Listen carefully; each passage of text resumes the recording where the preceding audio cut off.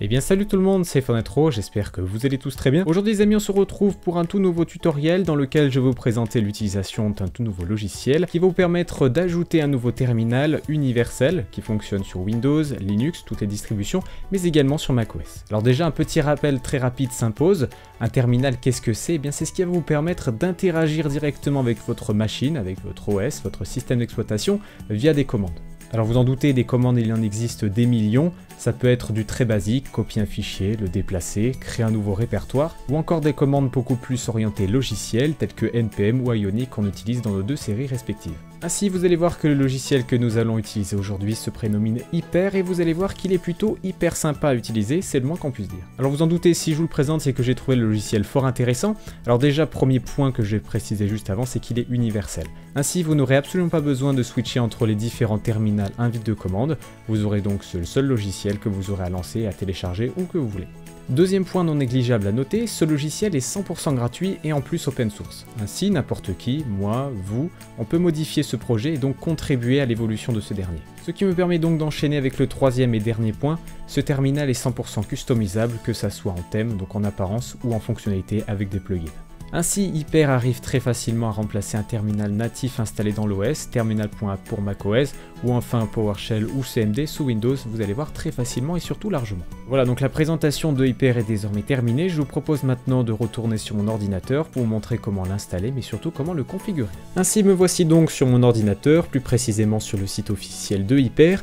Je vous donne rendez-vous d'ailleurs dans la description de la vidéo pour y retrouver le lien officiel. Une fois arrivé sur le site internet, ce dernier devrait reconnaître votre système d'exploitation, comme c'est le cas avec moi ici, il vous suffira juste de cliquer sur le bouton en bas. Il sera également possible de scroller pour trouver toutes les versions, donc pour Windows, pour Debian, pour Fedora, enfin pour toutes les distributions Linux, vous avez juste à cliquer sur Download, la version 32 bits devrait arriver normalement prochainement. Une fois l'application démarrée, vous devrez normalement visualiser votre tout nouveau terminal. Bon, jusqu'ici, rien de bien sorcière, vous avez exactement les mêmes commandes qu'avec le terminal classique, cependant je vous propose ensemble de voir la puissance même de Hyper. En effet, je vous propose de customiser un petit peu tout ceci avec un nouveau thème, mais également des nouveaux plugins. Pour cela, je vous recommande deux sites extrêmement bien faits, les liens seront dans la description de la vidéo. Pour le cas du premier site, il recense tous les thèmes qui sont disponibles pour Hyper, alors vous pouvez voir qu'il y en a énormément, et ce qui est bien sur ce site, c'est que vous pouvez visualiser très rapidement à quoi ça ressemble. Alors si jamais un thème en particulier vous intéresse, il vous suffit juste de faire un copier-coller de son nom, donc celui-ci, je vais prendre Hyper-Pinker. Je vais ensuite revenir sur mon terminal, je vais ensuite dans Hyper en haut et puis dans les préférences. Normalement là je vais vous montrer comment faire sur Windows parce que c'est un petit peu différent et comme ça au moins tout le monde sera content. Alors une fois ce fichier ouvert, alors vous pouvez l'ouvrir dans n'importe quoi, pour ma part je suis dans mon éditeur de code préféré qui est Visual Studio Code, mais ça fonctionne avec Notepad++, avec tout ce que vous voulez. Ainsi il vous suffira juste de scroller un tout petit peu pour retrouver directement Plugin. Vous appuyez sur Entrée, vous mettez double single quote et vous tapez le nom de votre thème et vous faites sauvegarder, c'est très important. Alors une fois que vous avez fait sauvegarder, normalement le terminal va automatiquement se recharger et afficher le thème que vous avez installé. Cependant, si ça ne fonctionne pas, je vous invite à aller dans View, puis enfin de faire Full Reload. Alors si jamais votre thème n'est toujours pas appliqué, c'est-à-dire qu'il n'est pas dans les registres officiels de Hyper et donc il faudra le rajouter à la main en allant directement sur la page GitHub du projet. Alors voilà pour le cas des thèmes, comme vous avez compris, il en existe énormément et je vous invite à tester un petit peu tout ce qui vous passe par la main pour voir lequel est le meilleur pour vous. Passons maintenant aux plugins, vous allez voir qu'il y en a qui sont complètement indispensables, d'autres qui améliorent la productivité, certains qui sont what the fuck et d'autres qui sont complètement inutiles. Pour le cas des plugins disponibles, je vous recommande une page sur GitHub qui recense tout ça par productivité, donc par thème, par customisation, etc. Donc encore une fois, vous trouverez le lien dans la description de la vidéo. Regardez, on va prendre un exemple simple pour bien comprendre. Si je crée un nouvel onglet, il est impossible pour moi de le redéplacer en premier. Par exemple, en faisant un glisser-déposer, je suis obligé de le quitter et de le réouvrir. Je pense que vous comprenez ce que je veux dire.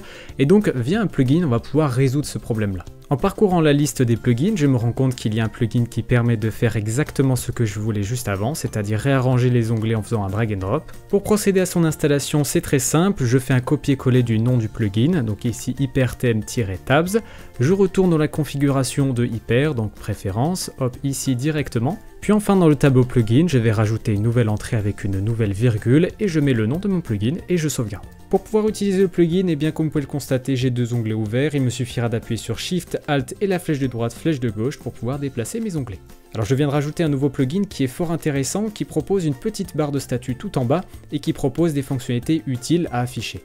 Cette petite barre, encore une fois complètement personnalisable, vous propose des informations telles que l'utilisation du processeur, le nombre d'heures d'utilisation dans le terminal, la quantité de RAM utilisée, le nom de l'ordinateur sur le réseau, la batterie ou encore l'utilisation de votre réseau en débit descendant et montant. Un plugin que je trouve hyper sympathique et très joli, il s'appelle Hyperborder. Comme son nom le laisse suggérer, il propose une petite bordure dégradée autour du terminal. Alors je vous présente ce plugin car il est totalement configurable. En effet, si je vais dans la configuration, donc dans la page NPM du plugin Hyperborder, vous allez sur npm.js, le lien sera dans la description de la vidéo encore une fois, vous descendez un petit peu, vous pouvez voir qu'il est configurable ici même. Ainsi, en allant dans la configuration de hyper.js, je vais dans config, je fais un copier-coller de Hyperborder en rajoutant une petite virgule à la fin. Puis ensuite, en allant sur un site qui propose justement des couleurs de dégradé, uigradient.com, vous allez dessus, vous récupérez les deux couleurs pour les mettre dans votre fichier, donc comme ceci pour la première couleur. On va prendre la deuxième, on va enlever le petit dièse et on fait sauvegarder. Et voilà le résultat de notre terminal après avoir sauvegardé le fichier, donc il s'est automatiquement rafraîchi. Dernier plugin que je comptais vous présenter, un qui sert strictement à rien et qui propose d'avoir des petites particules qui sortent du curseur une fois qu'on tape quelque chose sur le clavier. Et pire que ça, si vous tapez WOW comme ceci, W-O-W, que vous faites entrer, et bien là ça devient complètement l'anarchie. Si par exemple vous tapez quelque chose, et bien vous allez avoir des particules multicolores et en plus le texte va trembler. Bref, tout ça pour vous présenter que Hyper est une solution complètement viable, 100% customisable et surtout gratuite. Bref, je pourrais vraiment vous parler pendant des heures et des heures de tous les plugins et thèmes qui existent. Il y en a qui sont super, voire même quasiment indispensables. Je vous propose, si ça vous intéresse, de faire une petite vidéo top 10 sur les meilleurs plugins ou thèmes installés sur Hyper. Si ça vous intéresse, eh bien n'hésitez pas à me dire tout ça dans l'espace commentaire. Voilà ce qu'on pouvait dire sur le logiciel Hyper. Comme vous avez pu le voir, un terminal plutôt performant, facile d'accès, rapide, mais également 100% customisable. J'espère sincèrement que cette vidéo vous aura plu, que vous avez appris de nouvelles choses. Si c'est le cas, n'hésitez pas à m'en faire part dans l'espace commentaire. Sur ce, c'était iPhone Retro, on se retrouve très prochainement pour une nouvelle vidéo. Allez, ciao tout le monde!